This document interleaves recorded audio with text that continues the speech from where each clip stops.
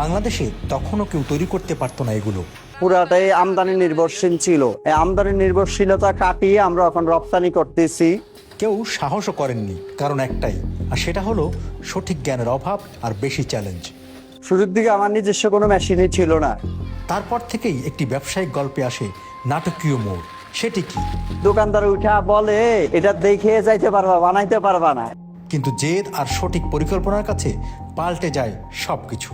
2 বছর পরে ওই খেলনাটা আমি বানিয়ে মার্কেটে দিয়ে এটাতে আমার হিউজ সফলতা আছে। যে বয়সে আমার খেলনা নিয়ে খেলার কথা ছিল, সেই বয়সে আসলে আমি খেলনা তৈরি করেছি। এই ফ্যাক্টরিতে আমাদের অলমোস্ট 15টা মেশিন আছে। 15টা মেশিন থেকে প্রায় প্রতিদিন 15 থেকে 20,000 পিস মাল উৎপাদন করা সম্ভব। আমাদের প্রায় 200-এর উপরে ডিজাইন আছে। আমাদের প্রতিনিয়ত এই ডিজাইনগুলো চেঞ্জেবল ডিজাইন। শুরুর দিকে আমার নিজস্ব কোনো মেশিনই ছিল না। এখন আল্লাহর রহমতে তো এখানে প্রায় 15টা মেশিনের মতন আমাদের আছে। সবগুলো মিলে 200 থেকে 250 করে মানুষ আমাদের ফ্যাক্টরিতে কাজ করতেছে। আমাদের যে টোটাল মার্কেটের 10%-এর মতন আমরা এক্সপোর্ট করে থাকি ইটালিতে, সৌদিতে এবং শ্রীলঙ্কাতে।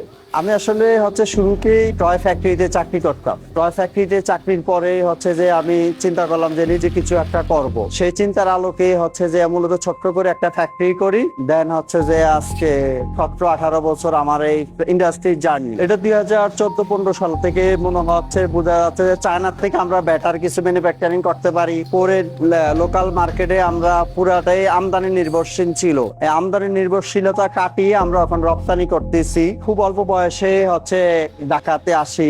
আমার বয়স যখন প্রায় 11-12 বছর, তখনই আমি যে এই খেলনা ফ্যাক্টরিতে চাকরি নেই। কিছুদিন চাকরি করার পরে আমার বাবা বিদেশে থাকতেন। তখন আমার বাবার ইচ্ছা ছিল যে আমাকে বিদেশে নিয়ে যাওয়া। পর আমি চিন্তা করলাম, যেহেতু আমি এত কষ্ট করে আসলাম, কোনো না কোনো কিছু আমাকে করতে হবে বলার থেকে আমি ডিটারমাইন করি যে না, আমি যেহেতু এই লাইনে কাজ শিখছি, আমি এই লাইনে কিছু একটা করার চেষ্টা করি। খুব সামান্য পুঁজি দিয়ে আমি এই টয়ের বিজনেসটা স্টার্ট করি। তখন আমাদের প্রায় 90-92 হাজার টাকা পুঁজি ছিল 2007-8 সালের দিকে।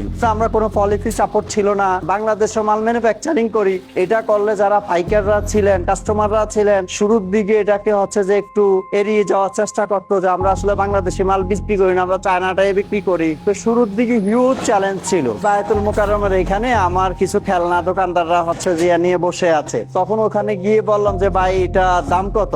আমি বিক্রি করি 350 টাকা, আমার কাছে দাম চাইলে হলো 1500 টাকা। আমি বললাম, এটা 400 টাকা দিয়ে দেওয়া যাবে? আমাকে বলতেছে, ভাই কি বলেন, এটা হাতে লইতে তো লাগে 700 টাকা। এগুলো তো আপনার সব বিদেশি মাল। তো এরপরও ওনার সাথে আমার পরিচয় না দিয়া একটু হাসির চলে কথাবার্তা বলে কৌশল বিনিময় করে চলে আসলাম। এরকম অনেক ঘটনা আছে। শুরুর দিকে যারা ইম্পোর্টার, তাদের দোকানে গেলাম, গিয়ে খেলনাটা ধরলাম, ধরে দেখতেছি যে আসলে এটার পজিশন কি, এটা কি হবে। ওই দোকানদার উঠা বলে, এটা দেখে যাইতে পারবা, বানাইতে পারবা না, এরকম একটা কথা বলছিল। ঠিক তার 2 বছর পরে ওই খেলনাটা আমি বানিয়ে মার্কেটে দিয়ে এটাতে আমার হিউজ সফলতা আছে। যে বয়সে আমার খেলনা নিয়ে খেলার কথা ছিল, সেই বয়সে আসলে আমি খেলনা তৈরি করেছি। যার কারণে যে আমার এই সফলতাটা আমার খুবই আনন্দ দেয় আমাকে, যে না, আমি যেটা ফিল করছি সেটাই আমার সফলতা এনে দিয়েছে। কেউ যদি সেক্টরে শুরু করতে চায়, সর্বপ্রথমে যে বিজনেস তো ট্রেডিং বিজনেস একটা, আবার যে ম্যানুফ্যাকচারিং একটা। আপনার দুইটাকে 2 ধরনের মনস্থির করতে হবে। যখন ট্রেডিং করতে হবে তখন যে অত বেশি পুঁজিবাট্টা কিংবা অত বেশি অভিজ্ঞতার দরকার নাই। এটা চাইলে একটা লোক খুব সহজে এটা করতে পারবে। আর ম্যানুফ্যাকচারিং লাইনে আসতে হলে তাকে এই ম্যানুফ্যাকচারিং লাইনে কিছুটা সময় দিতে হবে, এই কাজটা বুঝতে হবে, জানতে হবে। আমাদের এখানে ওরকম কোনো বাইন্ডিংস নাই, যে কেউ আসতে পারবে, যে কেউ এসে যে যার সামর্থ্য অনুযায়ী সে নিবে, কোনো প্রবলেম নেই, ওরকম কোনো বাইন্ডিংস নাই। খেলনার ব্যবসা আসলে যে ওকেশন ভিত্তিক যে খেলনাগুলো চলে, ধরো আপনার পয়লা বৈশাখে এক ধরনের খেলনা চলে, তারপর ঈদে এক টাইপের খেলনা চলে। যারা ফর্মালি সারা বছর করে, তখন তাদের জন্য সব ধরনের প্রোডাক্ট রাখা লাগে, তাদের জন্য আরো টাইপের যে পুঁজির দরকার। আমাদের যে একেবারে 10 টাকা থেকে একদম 1000 টাকা পর্যন্ত খেলনা আছে। আমাদের প্রোডাক্ট অলমোস্ট যে চায়না থেকে 40% যে আমরা সস্তা বিক্রি করি। সব প্রোডাক্ট চায়নার মতোই কোয়ালিটি না হলে তো আমরা এক্সপোর্ট করতে পারতাম না। এই যে একটা খেলনা আছে, আমাদের পাইকারি রেট 180 টাকা। এটা আমরা পাইকারি 80 টাকা করে বিক্রি করতেছি। এই খেলনাটা আমরা পাইকারি রেটে 200 টাকা করে বিক্রি করতেছি।